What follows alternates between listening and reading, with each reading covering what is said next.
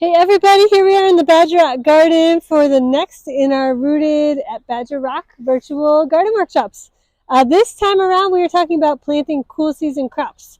I think of in Madison, Wisconsin, April 15th is about the date I think of when we can start getting our first cool season crops in the ground.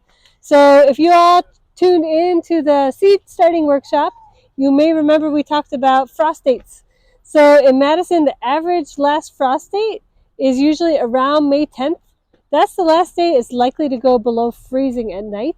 And so after that May 10th date, usually check the forecast to make sure, but usually you can start putting everything in the garden at that time, starting around May 10th.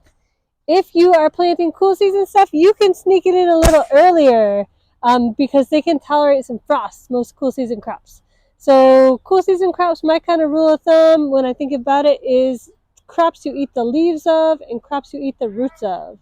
So if you think of like kale and collard greens and spinach and cabbage, those are all cool season crops. You can also plant brassicas early. Brassicas are cabbage family plants. So that includes broccoli, that includes cauliflower, that includes cabbage.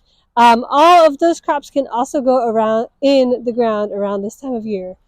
Crops you eat the roots of are also cool season crops usually. So those, if you think like carrots and beets and radishes, these guys can all go in around this time of year.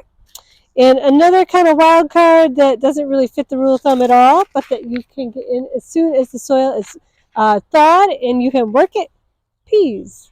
So if you check on the back of a seed packet, most seed packets will say plant after danger of frost, but if you check out a pea, it says early spring.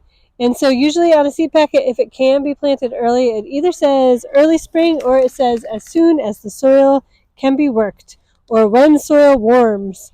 So here's another one, spring crop, when soil warms. And so you don't have to necessarily wait until that last frost date to get these crops in the ground. You get a little jump on your season. And how you plant them depends on the plant that you are putting in the ground. So crops that I like to start as seedlings instead of direct seed, I like to start kale inside, so it's a little farther along, although you can get away with direct seeding kale at this time of year too. Direct seeding just means planting directly out in the garden. I like to start collard greens in the greenhouse or inside if you can to get a jump on it. I like to start cabbage in the greenhouse, broccoli, cauliflower, kohlrabi. Bok choy is one that you could do either way.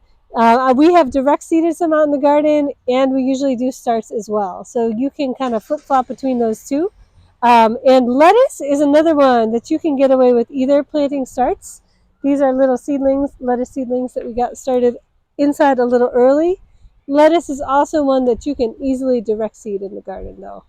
But I will say all root crops need to be started directly into the garden. If you start a root crop in a pot, think about what that root's going to do. It's going to grow down, kind of bump into the bottom of this little pot and be like, well, now what am I supposed to do? So you plant them directly in the ground so that that pot doesn't interfere with the growth of the plant. They can just grow right down in the soil, do their thing directly in the garden. So there are a couple leafy crops too, though, that I prefer not to plant as seedlings in the greenhouse ahead of time.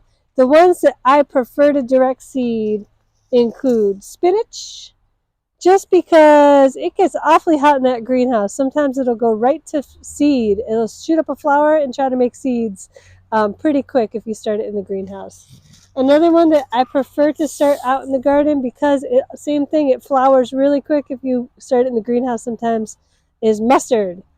Another one is turnips. Even if you're growing turnips for the tops, you can get the varieties that are just for turnip greens. Those I like to direct seed, and if you're using the tops and bottoms, turnips count as a root crop. So think about that rule of thumb with the root crops, always directly seed them out in the garden. The other one that I almost always start directly out in the garden too is peas. So sugar snap peas and snow peas, start those as soon as that soil thaws because they do not like the heat. Peas and spinach will go to flower really pretty quick. You'll notice when you plant them, they'll start warming up in June. By July, these are usually starting to be on their way out because it is getting too hot for these crops to grow.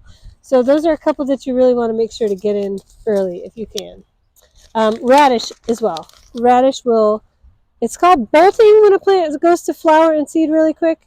They'll bolt really fast if you plant them when it's too hot outside, and barely even make a root for you. So make sure to get those in early as well. So let's go check out the garden, and I will do a little demo how to plant all these things. Right. Another plant you can get in right now is potatoes. Tune in for last week's workshop. We posted it on our Facebook page last Sunday at 1 o'clock. Check out, and Forrest is going to show you in that video how to plant potatoes if you haven't already watched it or gotten those in the ground. All right. So over here we have our little seedlings. I'm going to show you all kind of how we plant seedlings in the Badger Rock garden. So if you check out a seedling, you can see these first two little leaves. They're a different shape than the bigger leaves that come in on top. These are called the seed leaves, the cotyledons. They look like a little heart shape on brassica family plants, like a collard green or cabbage family plants. So you want to wait until your plant has at least 2 true leaves before you move it out of its pot into the garden. Even better, it looks a little bit more like this. One thing about starts too, the reason all our seedlings are outside on a table right now is because they have to do something called hardening off. If you start them in the greenhouse or your house, and then you just throw them right out in the garden, they're going to be like, what happened? Because they are not used to that direct sun. They're not used to the wind. They are not hardy enough to really go out in the garden. So we bring them out for about 2 weeks. We'll bring them out a little bit longer each day to get them used to the outside before we plant them in the garden. And that's called hardening off. When I plant, the first thing we do is put some compost on our beds so we loosen the soil. We don't turn it too much because all the life is in the top couple inches of the soil. You want to leave that life on the top. That is the part of the soil that does the work of bringing the nutrients to the plant roots so that they can grow and be happy. So you don't want to turn your soil too much. You want to loosen it. You can turn it a little bit, but also the structure of the soil. When soil is kind of in a really happy place, it has this really nice crumbly texture, and that is what you want. And if you till your soil, which sometimes you have to do it to get through some weeds or to start a new bed, but if you till your soil, you break up that crumbly structure and kind of disrupt that, because a lot of the life in the soil lives in those little pores in the crumbly structure. So there are more living things in a teaspoon of soil than there are humans on the planet Earth. So think about that. That's wild. Lots of life in the soil. That's what we want. So you want to leave the soil texture intact. You want to leave the soil life intact, and add some compost. Compost is Mother Nature's fertilizer.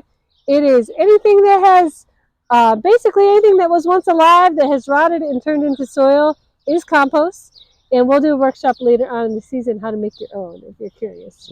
So we already added compost to this garden bed. So I'm just going to loosen it. Leave the top towards the top whenever I can. Loosen it up. And what I'm going to do is dig a hole just about as deep as the pot, because this is how deep these roots are right now. So I'm just going to dig a little hole in the garden. And usually when we plant something, we will water it in, it's called. I don't have a watering can. Our outside water is not on yet, so I can't show you this process, but usually we would pour some water in the hole. That's called watering it in, just to get those roots a nice moist start. And then I take my hands and I make a little V over the plant so that I'm not pulling on the stem, and I tip the pot over and I squeeze on the root instead of pulling on the stem. And just a little bit of both. But if you just yank on the stem, sometimes you break your plant. Look at those beautiful little brand new roots. Those are so happy. If your roots are circling around and around and around and around and around, that's called being root bound. That means your plant's been in a pot a little bit too long. So you want to get them in the ground before they start doing that. You loosen up those roots a little bit with your fingers just to get them nice and released from that shape so they can go into the soil. And then you just pop it in the ground.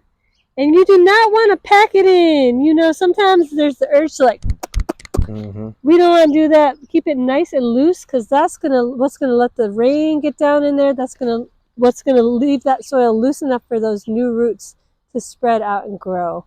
And depending on the plant, the spacing is different for each plant. So, you know, think about how big the plant is going to be when it's grown. This is a collard green, so it's going to be, you know, a good 18 inches around. So you want to plant them 18 inches apart. You can use your body as a measuring tool. I think of like from my thumb to my pinky, like that is about 4 inches. When I spread them out, that's about 6 inches. My wrist to my elbow is about a foot. And my elbow to my fingertips is about 18 inches. So you don't need a ruler. You can just use your own arm and your hand to measure. And then I just like would measure out. I usually, to pack more plants into a small space, I usually plant in a diamond pattern. That is a way to really maximize your space. So I have these about 18 inches apart because these are collard greens, and then I would take the next little seedlings out, pop them in, and go along down the row like that. Another plant that I forgot to mention that you can put in early season are onions and leeks. So I often will plant onions between my collard greens because that companion planting, think about that onion smell, it's super strong. That can deter a pest that likes to lay its eggs on the collard greens called a cabbage moth. You see these little green worms eating your collard greens, eating little holes in your collard greens. The onions can help keep those away a little bit. They don't do the full job by any means. The best way to support your plants to be resistant to pests is have good soil and healthy plants, and you will have they'll be a lot more resistant to things like even cabbage moths. So that is how you plant the starts. For seeds, it's a little different. So let me get up off my knees here, and I'll open a seed pack and y'all can see what these look like. Depending on the size of the seed, you might want to plant them one at a time, or you might want to just sprinkle them on the soil, and that's called broadcast seeding. With radishes, I usually broadcast seed. Look at those. They're pretty big, but they're not huge. So what I would do normally with radishes is just literally sprinkle them on the top of the soil. But keep in mind when you do that, each seed is one plant. So each seed is going to grow into one whole radish. So you don't need to plant as many as you think you do. Because if I put all these in one spot, you would end up with like 20 radishes that are teeny tiny and don't have room to make their roots. So make sure you spread them out and sprinkle them along. And then the rule of thumb for how deep to plant a seed is twice as deep as the seed is big. So that's like barely deep, right? So usually what I will do is I'll broadcast seed and then I'll go along behind and just sprinkle a little compost over the top just to keep them from blowing away in the wind or washing away in the rain. And that is broadcast seeding. That's how I like to seed radish. That's how I like to seed spinach. That's how I like to seed mustard. And that's how I like to seed turnips. You can also broadcast seed beets and carrots. But for me, for beets and carrots, I like to do these in a little furrow. And that is because if you look at a carrot seed, look how teeny tiny that is. You see how small? I can open one up too and put it in my hand. But they're so tiny that sometimes it's easier to keep track of them and when they start popping up if you plant them in a row. So I'm going to show y'all. If you're doing this method, all you have to do is make a little furrow in the ground with your hand as far apart as the plant is big. So if you think about the size of a carrot, it gets about that thick, right? So you just need your rows to be about that far apart so that they have space to do that. When you broadcast seed, something like carrots, oops, it's falling all over the place. Look how tiny those are. Each seed grows into one carrot. That's thousands of carrots right there. You can just sprinkle them, and since they're so tiny, they will probably be too close together. That's okay. I'm just sprinkling them in this furrow, and then I would pinch the soil over the top of them. When they start to grow, once those leaves get about an inch big, you can go back along behind and do something that's called thinning them, which means you pull or cut some of those little carrot tops off to make room between the carrots so they have enough room to grow. So you want to thin carrots to about at least an inch apart from each other so that they all have room to grow into full carrots underground. But you don't have to do that till after they start to grow. I like to plant beets in the same way in a furrow.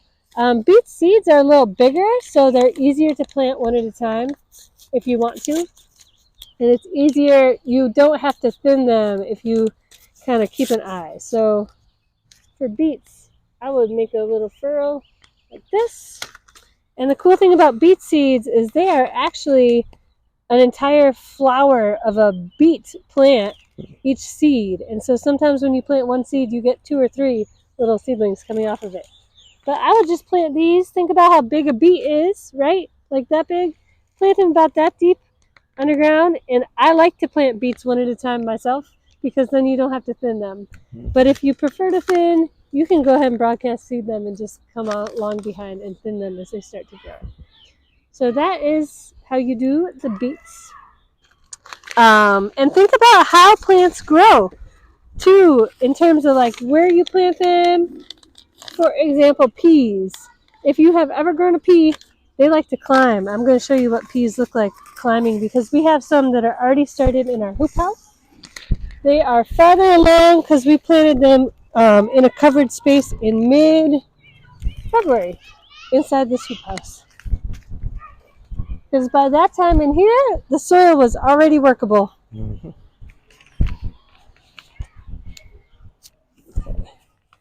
Check it out. So you all can see some of these things in action over here. This is what your garden will look like in maybe a month if you plant these things today. So this is a little baby spinach. Sometimes it's hard to tell when you direct seed too if you've never planted before what is what, right? Spinach makes these long bunny ears when it's first coming up. So those are the first leaves that you'll see. And then the true leaves start along behind.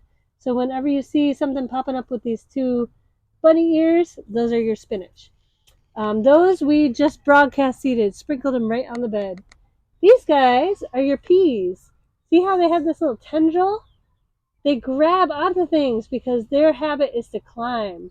So you need to give them something to climb on, unless you want just peas all vining, sticking together on the ground, which you can do that too, but it's easier to pick them when they are growing up something. So we just took some fencing and made cylinders like this for our peas to grow up. And the beautiful thing about planting peas like this, when it comes time to plant tomatoes, you could pop it in the middle of the cage, and while the peas grow up and do their thing, that tomato is going to be pretty small.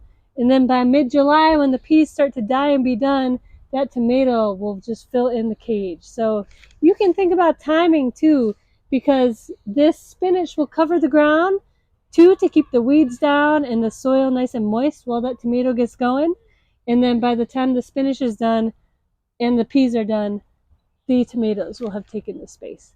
So interplanting like that is also a way to have weed control in your garden, plus kind of a continuous amount of crops in a small space. And it's great for city growing too, because you can get your spinach, peas, tomatoes all in like 1 square foot area. So when you plant the peas too, these seeds are really big. And so I would definitely recommend planting these one at a time. Check out how big those are. So you can just take a pea. It can be planted twice as big as the seed is big. I literally just stick my finger in the ground, boop, pop the seed in there and cover it up. And then it will pop up soon and start growing and climbing. And you want to get those in, like I said, pretty quick if you're going to plant them, so that you have a harvest before the weather gets too hot for them to do their thing. So we have spinach, we have peas in here. In our other hoop house, we have some mustard that's already started, some turnips, and some bok choy.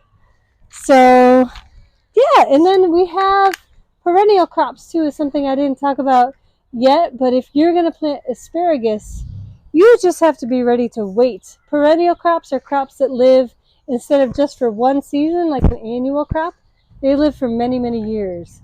So asparagus, if you plant it this year, you won't really get a harvest for at least 2 years, but it's an early season crop. It's a good one to get in. And what I like to do with asparagus is go actually get roots.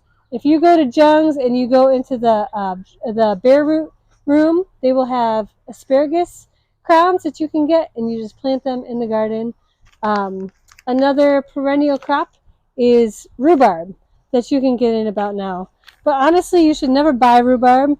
All you have to do is know somebody who has rhubarb, and you can go and just take your shovel and whack off a piece of that rhubarb because it is so hardy and it can be shared around. I'm going to show you our rhubarb popping up real quick, but get ready. If you plant rhubarb, you will have it for many, many, many years.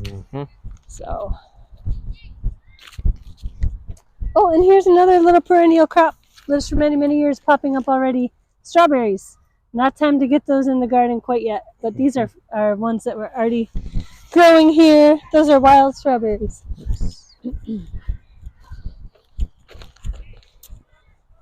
And right over here are the beginnings of rhubarbs popping up. There they are. And one last thing I'm going to show you all is the turnips and the mustards that are popping up in the hoop house so that you know what to look for after you direct seed. So you know they're not a weed. It's the real deal. And if you plant garlic in the fall, it should already be growing. See our little green garlic over here? And that's going to be ready to harvest about mid-July.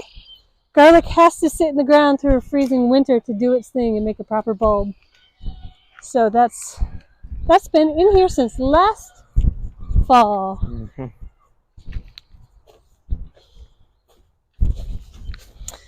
And if you want to zoom on in down here, those little heart-shaped leaves that I showed you before on the collard greens, turnip greens, mustard greens, bok choy, those are all in the cabbage family, and they all look like this when they start to pop up.